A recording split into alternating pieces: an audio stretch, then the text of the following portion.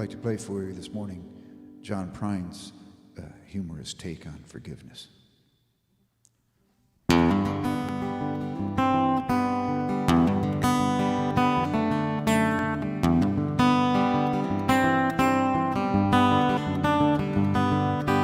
I've been thinking lately about the people I meet, the car wash on the corner and the hole in the street, and how my ankles hurt with shoes on my feet, and I'm wondering if I'm gonna see tomorrow. Father, forgive us for what we must do. You forgive us, we'll forgive you. We'll forgive each other till we both turn blue. Then we'll whistle and go fishing in heaven.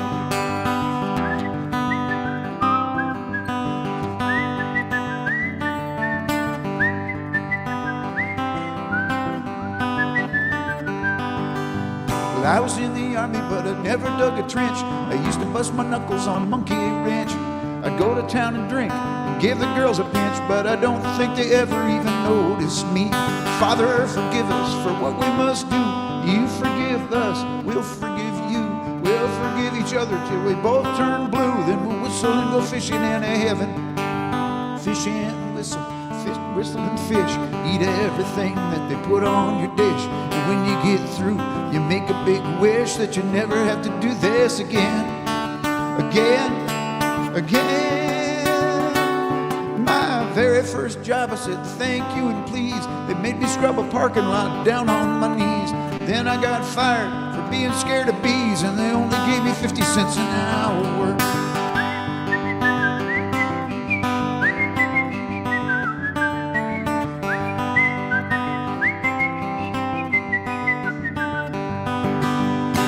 Fish and whistle, whistle and fish. Eat everything put on your dish, and when you get through, you make a big wish that you never have to do this again. Oh, Father, forgive us for what we must do. You forgive us, we'll forgive you. We'll forgive each other till we both turn blue. Then we'll whistle and go fishing in heaven. We'll whistle and go fishing in heaven. We'll whistle and go fishing in heaven.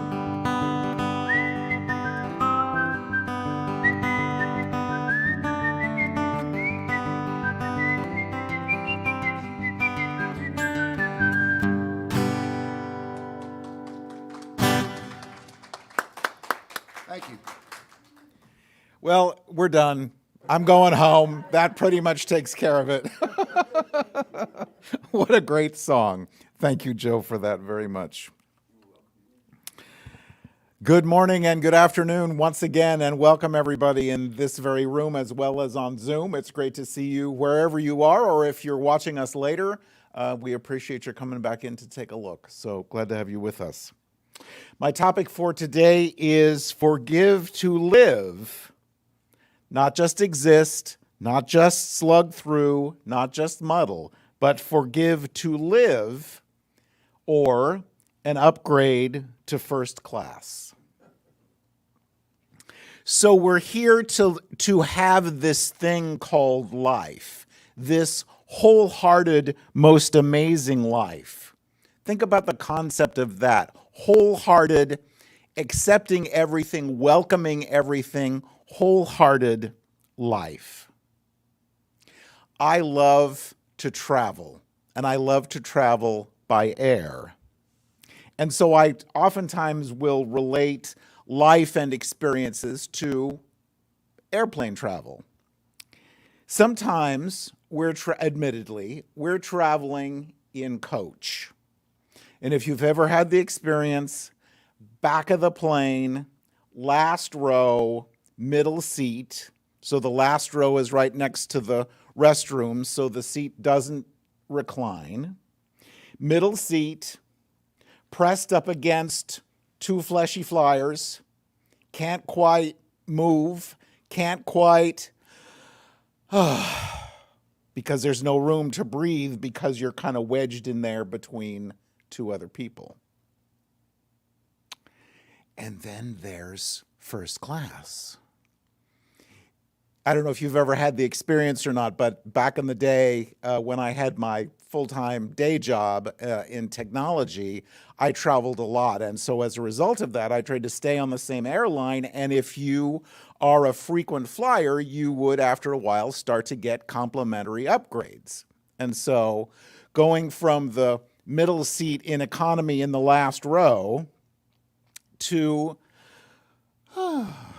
one of the first 5 rows in the front of the plane, where there are only 2 seats across, and there's wider room for you and your stuff, and they close the door and take off, and all of a sudden, there's a flight attendant with a cup of warm mixed nuts and your beverage of choice.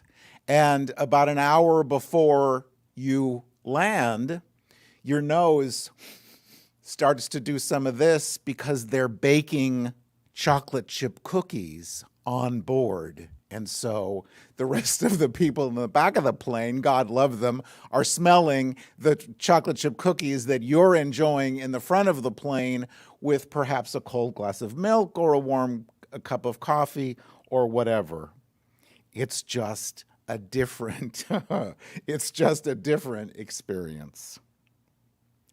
So what's keeping us in the back of the plane? What's keeping us in our life experiences in coach or economy versus being in the front of the plane in first class? Sometimes it's our baggage keeping the kind of the travel story. Sometimes it's our baggage, our stories, what we carry with us. Sometimes it's the need for forgiveness of ourselves, which can be called regret, and of others, which can be called resentment. So forgiveness. It's so wonderful. Isn't it wonderful? It's wonderful. And it's so important, and we talk about it so often. You remember Jesus talked about it in the Bible, that you're supposed to forgive your neighbor 70 times 7, which basically is always, every day, throughout your life, unending, never ending, always opportunities to forgive. It's so important, and we get that. But author C.S. Lewis wrote, "Everyone says forgiveness is a lovely idea until they have something to forgive." Now, throughout our days, there are those opportunities, countless opportunities to forgive. To forgive the person doing 55 miles an hour in the left lane talking on the phone when you're late to work. To forgive the person at Costco who is parked crossways in the entry and they can't find their membership card. All of those day by day, moment by moment, minor irritations. But there are also those experiences that we had last week or last month or last decade or last century that we carry with us that we just have not been able to let go of. The things that someone else did, as well as, I would suggest, the things that we did. Are we willing to look at them and to forgive them? We might have been taught about forgiveness and how it's some sort of a magic wand kind of thing. And I have the opportunity to forgive myself this morning because I had my magic wand and it is very comfortably lying on the coffee table in the living room because I forgot to pick it up on the way out. But imagine a magic wand, that the concept of forgiveness, and it's the Nike concept of forgiveness. Well, just do it. So we just, okay, I need to forgive that. So we wave the magic wand and somehow it's forgiven. And I would suggest that that's not always how it works. And so we're going to be talking this morning about the process rather than the event of forgiveness. So something happens. They, whoever they are, do something or don't do something. or we do something, or we don't do something. Being good metaphysicians, being good New Thought people, we should on ourselves, perhaps, and remind ourselves that we really should forgive this, that it's all good, that everything's in divine order, that everything happens for a reason, and all of those other statements that we tell ourselves that are absolutely true. But how often do we use those to cover up the feelings that we're having about this experience? In addition to forgiveness, my other soapbox, for lack of a better word, has to do with toxic positivity and spiritual bypass, that we cover up our feelings, that we cover up the heartbreak of whatever this was with these platitudes that are the absolute truth, when the fact is our hearts are breaking. And so it's all about allowing ourselves to feel what we feel so we can forgive it, release it, and move forward. Sometimes we look at forgiveness as it's on the to-do list today. So today I'm gonna clean the bathroom, go to Walmart and buy lettuce, and forgive my ex-spouse for whatever, or forgive my mother for whatever. But it's not necessarily something you can just cross off the list. In this process, in this experience of forgiveness, sometimes we tell ourselves, I'm good, I'm fine, I just have to suck it up and move on. It was their loss for walking out on me. What's past is past. I'm mature enough to say it is what it is and get over it. And one of my favorites is they did the best they could. Now keep in mind that all of these statements are absolutely true. But the fact is, it broke my heart. Or the fact is that I broke my heart when I did that. Because the wounds may still be bleeding. And if this is something that happened last week or last year or 20 years ago, we may still be planning our futures based on what happened in the past and the need for forgiveness. So I've still got this, whatever this is, from my old relationship. And so I'm nervous and scared and not willing to go find a new one because I'm still terrified about what happened with the old one. Or I'm not willing or able to go find a new job because of what happened with the old one and the need for forgiveness. So we build walls around ourselves, and it can absolutely affect how we're moving forward. Sometimes we get into that. You've heard the expression, once burned, twice shy. So I'm not willing to do this again because of the experience that I had before, that I'll continue to be in that limitation until I forgive it and move forward. We should do this. If you've heard me speak before, you know that should is one of my very most favorite words, because in my way of thinking, it should be taken out of the dictionary and sent into space.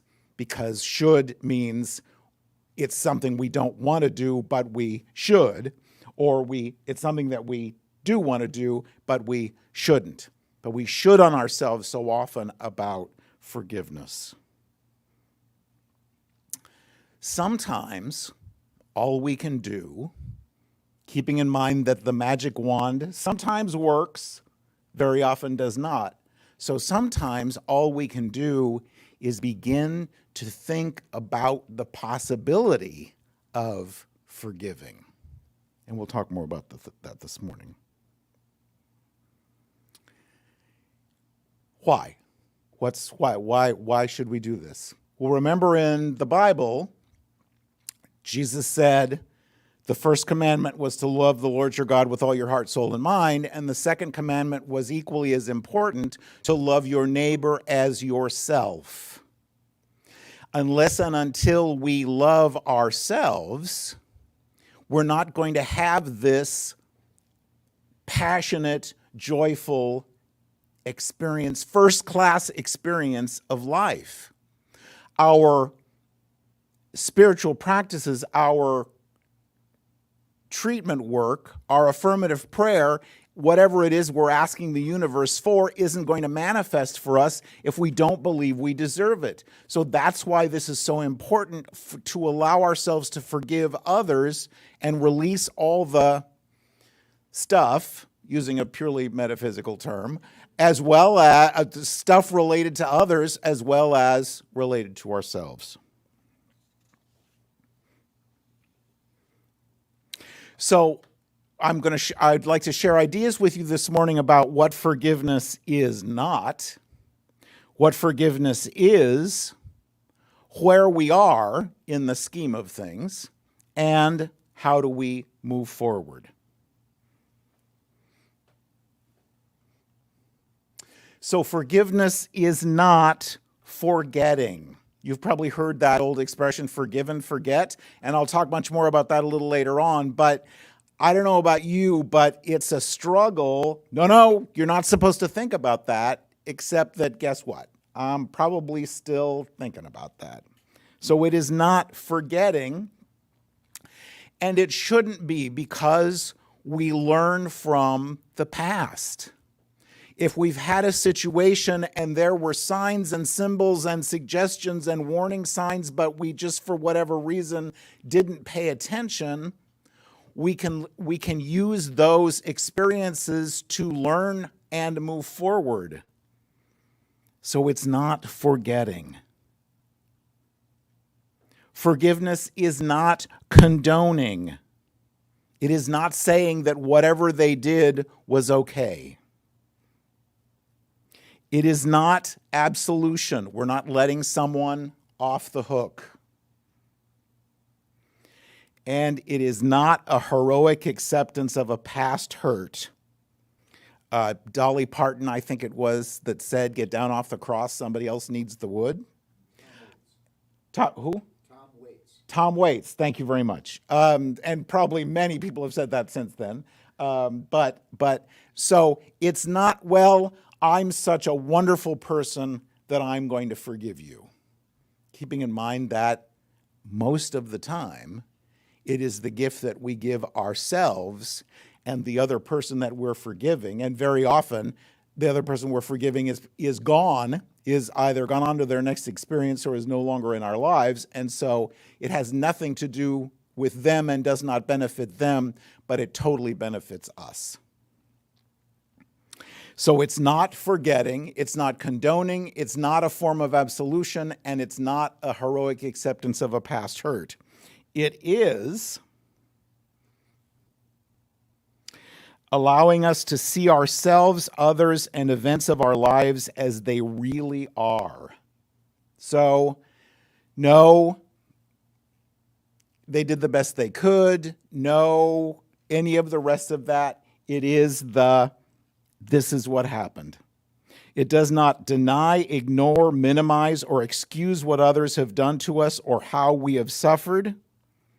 We allow ourselves to look at our wounds and their scars. And just so y'all know, in this room and actually on Zoom as well, we're going to do a little exercise before the end of the talk, and so you'll need a pen and something to write on if you want to participate in that. So I invite you to get that. So, allowing us to see ourselves, others, and events of our lives as they really are. Releasing the need for revenge. Ever had that?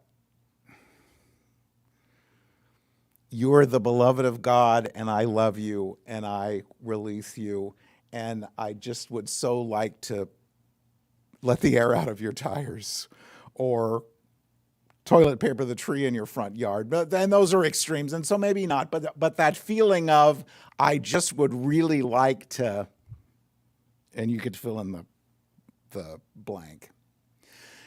Mary Morrissey once said that, so how do we know, and we'll talk about this at the end as well, but how do we know that we've forgiven somebody and it is that we no longer have that need for revenge or attack, and they can walk down the streets of our minds and not be attacked? I'll talk more about that. Feelings of resentment towards someone else and regret about what we did or didn't do are opportunities to forgive. Forgiveness is the decision that we have done enough futile hiding, suffering, hating, and fantasizing revenge. It's an awareness that the things we have done to ourselves do not affect our offenders and that we're through hurting ourselves. Respecting our injurers, but also allowing them to be responsible for what they've done.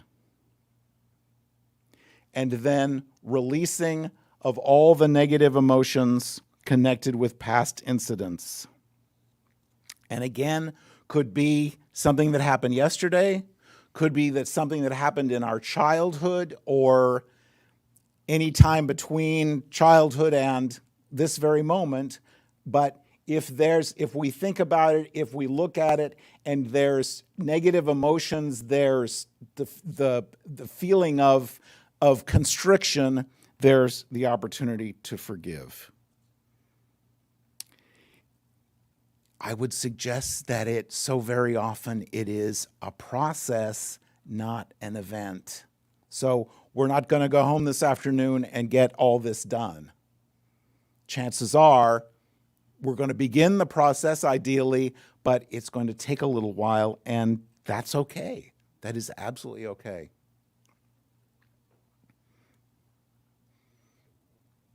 So sometimes and very often for me, I just want to get this done. So let's just forgiveness and get this done before I'm ready. And so there's also a thing called premature forgiveness. Remember the magic wand? I really should do this, so I'll just wave the magic wand and forgive this. But we're not always done yet. And the fear of premature forgiveness could be a fear of those feelings. I want to be happy. I want a wonderful life, and I want to be happy. But those feelings keep coming up. Those memories keep coming up. I have to allow myself to, and a wise person, not me, once said, feel it so you can heal it. I have to be willing to feel whatever it was, to recognize what happened so that I can heal it, forgive it, release it, and move forward. Fear of uncomfortable feelings when it's somebody that's still in your life. If I've forgiven you, or if I haven't forgiven you, how do I relate to you? Especially if it's somebody at work or somebody in your family, how do I deal with that and allow myself to move forward? And then fear of the unknown. What is our relationship now, and how do we move forward from this? So we want to just get this done. We want to just get on with it and move forward. But if we allow ourselves to take the time, then we do heal it, and we do heal the memory and allow ourselves to move forward. And by the way, not keep attracting the same kind of experience into our lives. That's a huge part of this as well. So how do we keep from premature forgiveness? Slow down.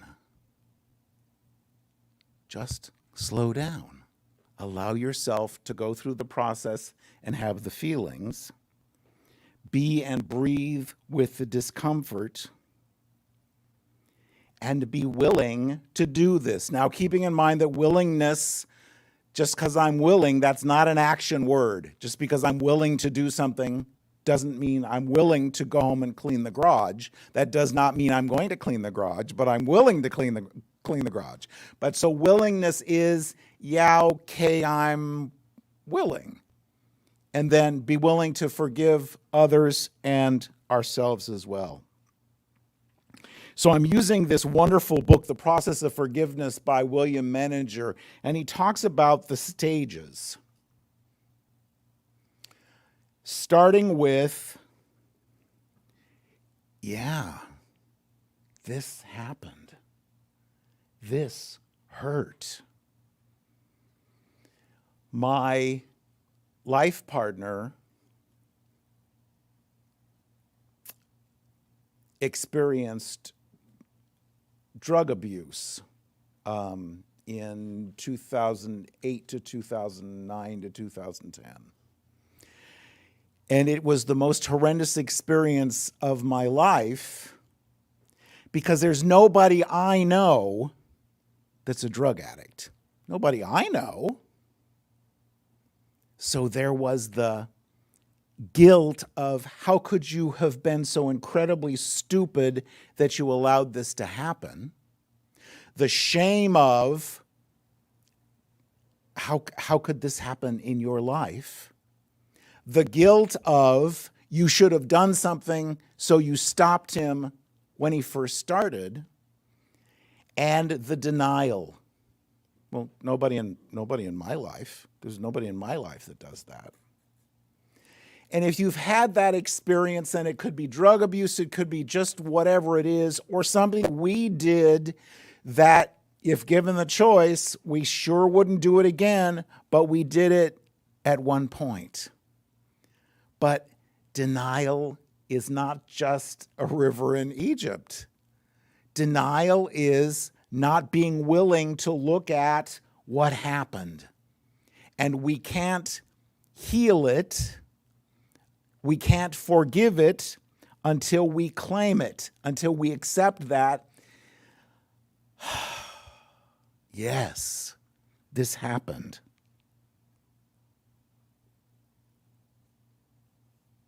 We try to look away. We try to just put it down. Just put it in the bottom. We put it in the junk drawer. Do you have a drawer, a junk drawer, a junk closet, a junk garage, a junk storage facility? We human beings, that we would have gotten into the self-storage business early on. We could all retire. Because so many of us have those wonderful things that we know we can't live without, that I'm going to need that stuff that I bought at the Del Mar Fair 6 years ago that I've never opened the box, but tomorrow I might need that. Well, included in that drawer, down in the bottom in the back, may very well be those things we don't want to look at. And every once in a while, they work their way magically to the front and say, "Hi, I'm still here. Hi." That anger, that hurt, that denial, that rage, that whatever it is, I'm still here. Just want to let you know. And then it goes back to the bottom and we pile some stuff on top of it and we're okay for a while, and then it, If we look at it, if we accept, if we admit it, if we claim it, we might write a letter. There's something,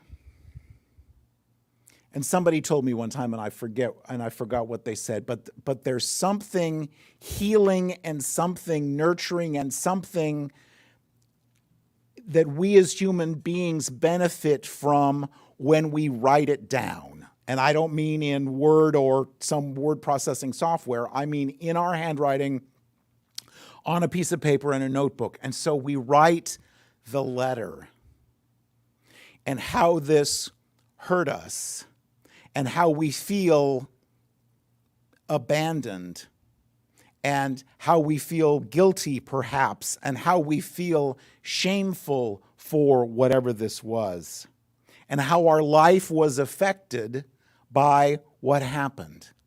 And maybe we're writing this letter to a parent or an ex-spouse or an ex-employer or a child, Maybe we're writing this to ourselves. But consider writing that letter and then write another letter from whoever it was to you, apologizing for what happened and asking for forgiveness, and maybe offering an explanation for what happened. I did this because, and of course we have no way of knowing for sure why they did whatever they did, but that could be part of your letter. And then if they're still around, send a birthday card or an Easter card or a holiday card of some kind and begin to reestablish communication if you want to. Depends on the circumstances, but if you want to. And then pray for them. Honor them as being the beloved of God, just as you are. So we claim the hurt. Then we allow ourselves to feel the guilt.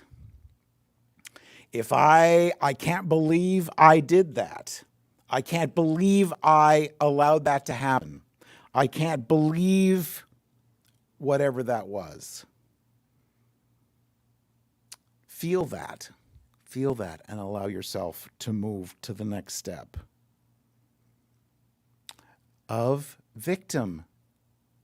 Yeah, that was a really lousy deal. Now, keeping in mind, we're moving to this step so that we can move to the next step, so that we can move to the next step. We're not staying stuck in any of these steps, but we have to, again, feel it so we can heal it.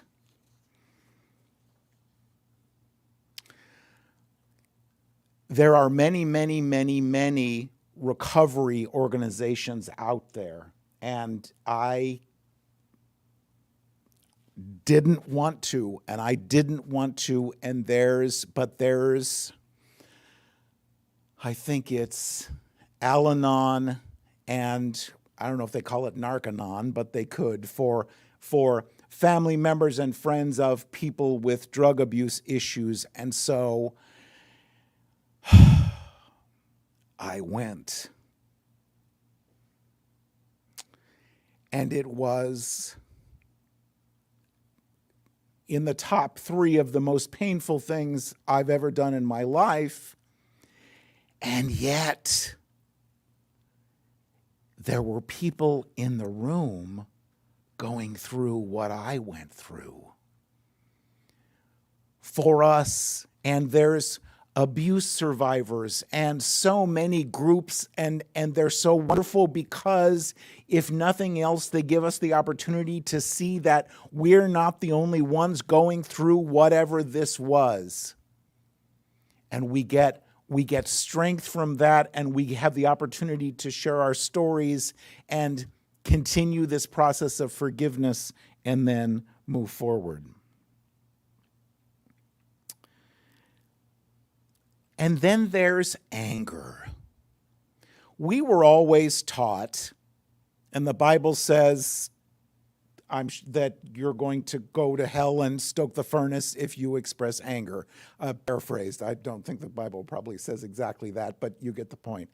But sometimes, and if you have issues with this, you can call your minister, call me, and I'll be more than happy to give you permission that sometimes we need to get angry and express it and move forward, because if we don't, that's where road rage comes from. That's where I have very little patience. Don't tell anybody, but I have very little patience with inanimate objects that don't cooperate with me. So if the laptop isn't coming up, if the software isn't working, if the whatever the mechanical device isn't doing what I need it to, and I've come a long way with this, but there was anger in me about other things, and so I was ready to throw that across the room. Was I really that angry at that laptop? No, but I was angry at something else. And so it comes to get us. It comes to be there. Hi, I'm anger. I'm just waiting. And then something completely out of the blue happens for us, and we start to say, and you've heard me say this before, for the love of God, ... And we just explode over something that's nothing, but it was the anger from something completely different that we need to allow ourselves to experience, to let go of, and move forward. So we experience these steps, recognizing that the experience has taught us, has brought us wisdom. The experience has brought us knowledge and knowing what to look for and what to see and how to act and react moving forward in our lives. So we exercise, go to the gym if you go to the gym, and lift the weights if you want to lift the weights, or journal if you journal, or beat the pillows, or a dear friend in Philadelphia that he and I would agree that we would attend the same conference every year, and we would go out and stand in the parking lot and scream at the streetlights. It was really good too. Are we being less spiritual? I would say absolutely not. We are being completely spiritual. We're chopping wood and carrying water. Remember, somebody said that before enlightenment, and then after enlightenment, we're doing the same things, but we're allowing ourselves to recognize that in this human experience, we have these experiences, and we have to take care of ourselves so we can release them and move forward. So, claim the hurt, admit and allow the guilt, admit and allow the victimhood, admit and allow the anger, and then we release, we accept, and we heal. You might remember Elizabeth Kubler-Ross's writing about grief, and I would suggest that when there is something that needs to be forgiven, there is grief. Because I'm grieving because you did that, or you didn't do that, or you died. Do we allow ourselves to forgive people who die? When I do a memorial service, I always talk about that, because how dare you? How dare you leave me? Gee, I seem to have a little stuff about this. How dare you leave me before I was ready for you to go? There is the opportunity for forgiveness. To feel the anger, to feel the whatever we feel. It's part of the grieving process. And then move forward. And as we do this, we come into acceptance, and we come into wholeness, and we can move forward. Great quote from William Benninger's book. If there is one thing that is true about our past, it is that it happened. It is real, and it is over. As a past, there's nothing we can do about it. We can, of course, prevent it from becoming our future, but that does not change the past. It happened. It will always be our past. There is nothing else to do but accept it, and I would add, when we're ready. I accept it, use it for any benefits I can gain from it, and move forward. So as we've been talking about this, I invite you to take a piece of paper and a writing implement if you have one. And we're going to do a real quick process about where we are in our lives related to forgiveness. And the people in our lives, starting with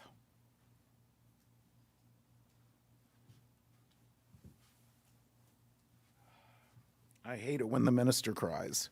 It's just a big mess. We forgive you. Thank you. Good answer. Thank you for that.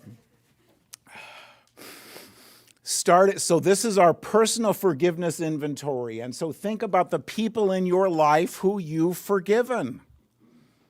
Really, really done with parents, grandparents, ex-spouses, ex-employers, children, the woman at Costco, whatever it is, who have you forgiven? Done with. Just make a note. So who have you forgiven? And again, quoting Mary Morrissey, thinking about that person and they can walk down the streets of your mind and not be attacked. Who have you forgiven?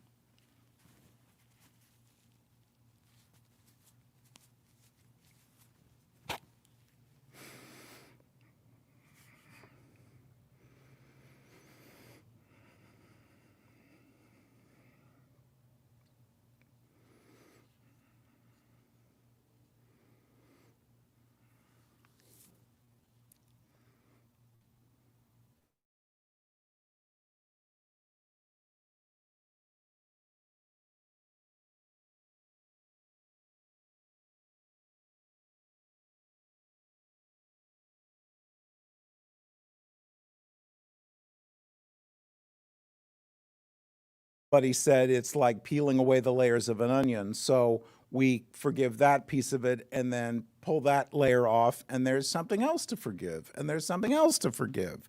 So who are you in process with in forgiving? And if there's nobody, that's okay. But just anybody that you're in process with right now.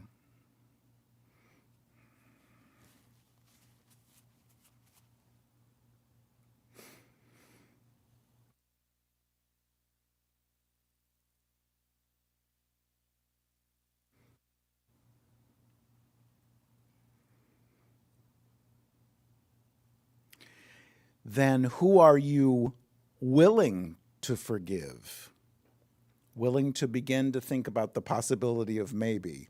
So again, keeping in mind that willingness is not an action word. So haven't started yet, but I'm willing to think about it.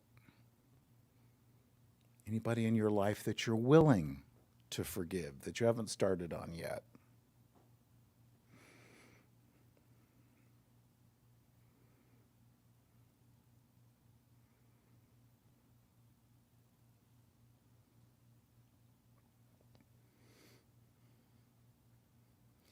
And then is there anybody in the don't even think about it?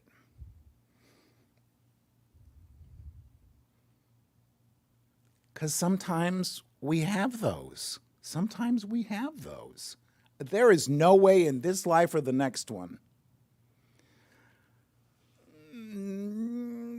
So we think about it, and we work with it, and we work with it.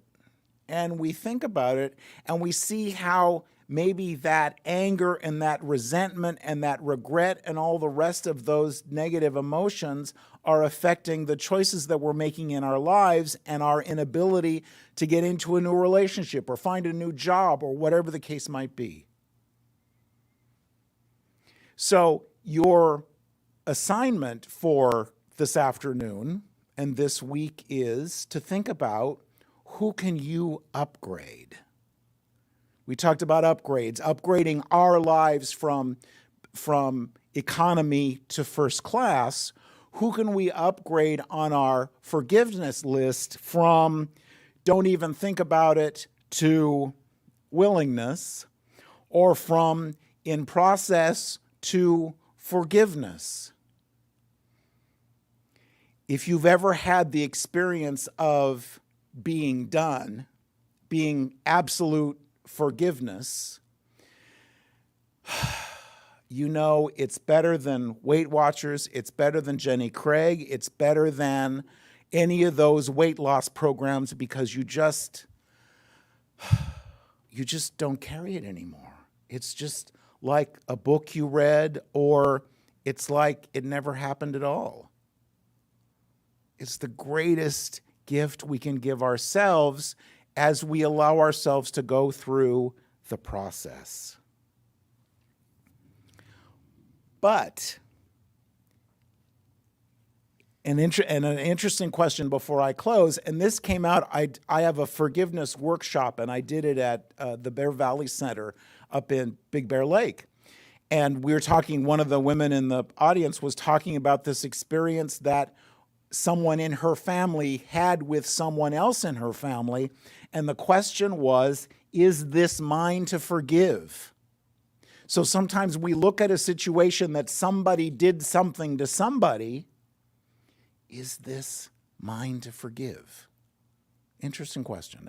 And most of the time, probably it is. But if it's not ours to forgive, we can let it go and let the two primary people involved in this deal with what they need to deal with. So 2 more quick quotes for you. And this has to do with, this is again from The Process of Forgiveness by William Meninger, and it has to do with forgive and forget. You've heard that expression before, and that's a really wonderful concept. But consider this. Forgiveness is not forgetting. The admonition to forgive and forget is often not possible. Indeed, true forgiveness is just the opposite. It is mindfulness, an awareness of what has happened and of its true value in your life. At times we refuse to forgive because we think it means we have to bury some past painful event or pretend it never happened. Forgiveness is not forgetting. We remember the pain and will always bear the scar of a past hurt. Forgetfulness is possible, but only in the sense that the pain that once controlled and ruled over us does so no longer. The memory may well be permanent. Remembering helps us grow, enables us to redirect our energies, and contributes to the breaking of a cycle of abuse. So if I'm not forgetting the experience, I'm remembering the warning signs and allowing myself to, as I move forward, if there are things happening in my life that look similar, I can draw on that wisdom from the past to see that maybe there's a situation. So how do we do this? One of the things I love to do is, and 8.5 by 11 spiral notebooks have 35 lines on each side of the page. I think that's the college ruled. And so I love the human experience of writing something down. So Jesus said 70 times 7. So 35 times in the morning on the front of the page, 35 times in the evening on the back of the page. I forgive myself for, or I forgive you for. But some physical practice to begin the possibility of thinking of even maybe we could do this. And if that doesn't resonate for you, whatever works. But begin to think about, where am I with this person? Where am I with this person? Excuse me. Where am I with myself? And allow the emotions and allow the feelings so that we can begin to process our upgrade from coach to first class, our upgrade to leading this wholehearted life that we came here to experience. And I want to close with a quote from this is my favorite book, Forgiveness and Other Acts of Love by Stephanie Dowrick. You may not recognize forgiveness even when you have experienced it, for what we are seeking to know better is subtle, difficult to define, multi-layered, and contains an element of magic. You will, however, feel it in your body. Something, very nearly a thing, has left you. You're no longer carrying the load you were. You have put it down. Anger may have given way to sorrow or regret. Rage may have flattened out into indifference or pity. Into what seemed black and white has crept a little gray. We are here to express and experience all the good that life has for us in this wholehearted life. Carrying what we no longer need to carry keeps us from having that experience. So with that in mind, join me in the light for just a moment.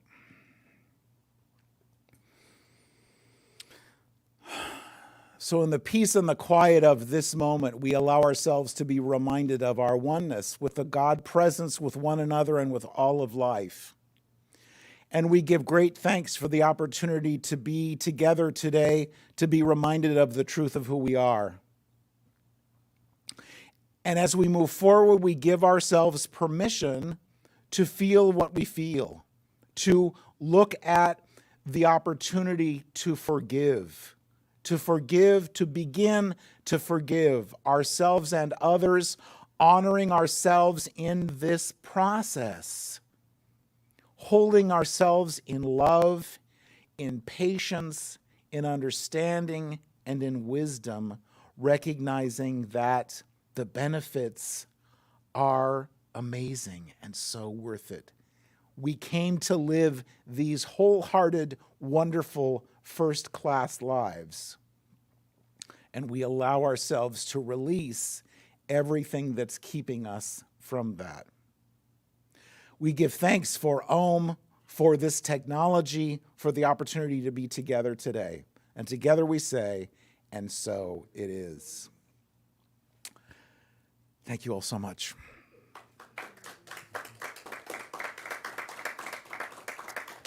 Thank you. And now, welcoming Joe Rathburn back to the platform. Thank you, Jerry. Well, we all have things to forgive. Ever had a neighbor, maybe, that woke you up banging, crashing around next door, or their yard guy starting at 6 in the morning, or the garbage truck, or some neighbor with a Harley running down the road waking you up. In my case, it was a mockingbird in the tree outside my window. Disclaimer, no mockingbirds were harmed in the writing of this song. Mockingbird in the juniper tree, singing all his songs for me.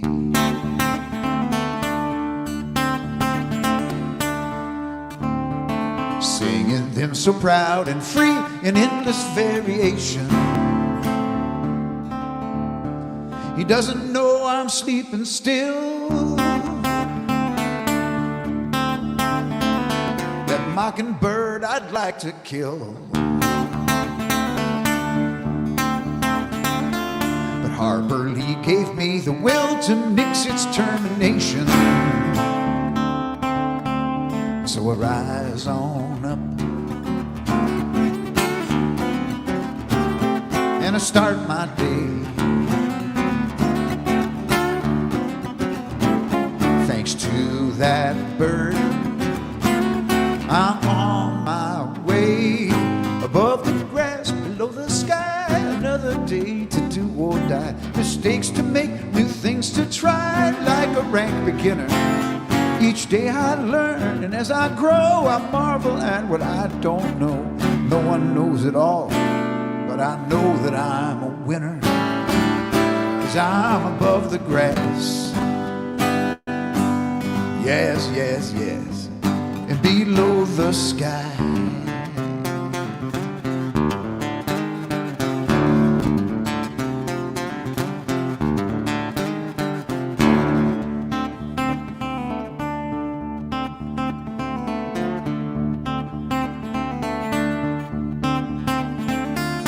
This old world's a wondrous place,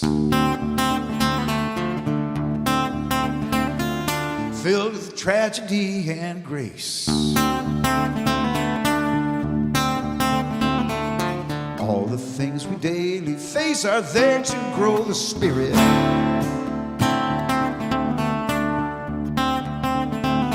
Don't let them stop you, forge ahead. Some folks die before they're dead. Ride it to the end instead. Life's calling, can't you hear it?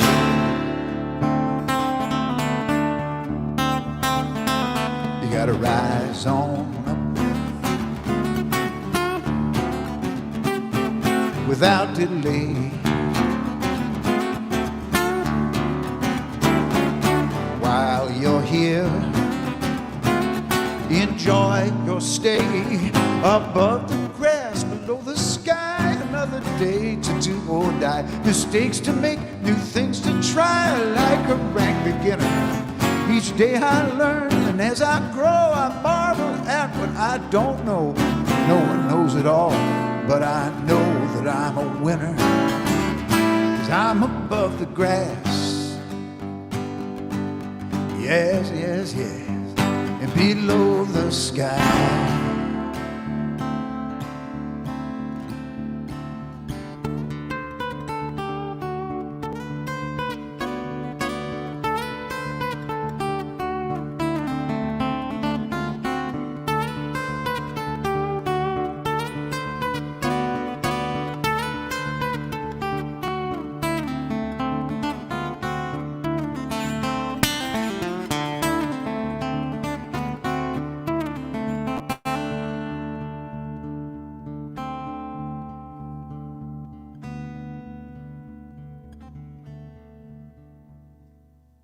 Dance and sing with the people you love. Gaze upon the stars above. Contemplate the beauty of each mockingbird you're given.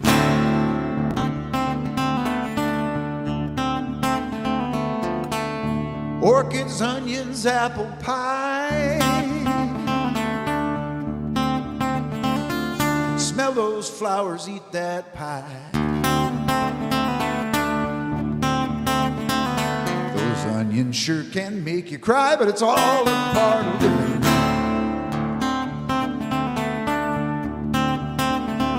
You gotta rise on up.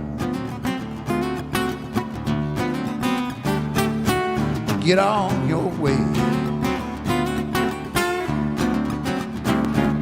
Fill your cup with love today. Above the grass, below the sky. Another day to do or die. Mistakes to make, new things to try. Like a rank beginner, each day I learn. As I grow, I marvel at what I don't know. No one knows it all, but I know that I'm a winner, 'cause I'm above the grass. Yes, yes, yes, and below the sky.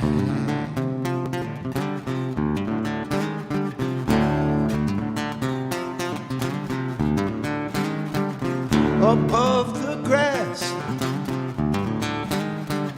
below the sky. Above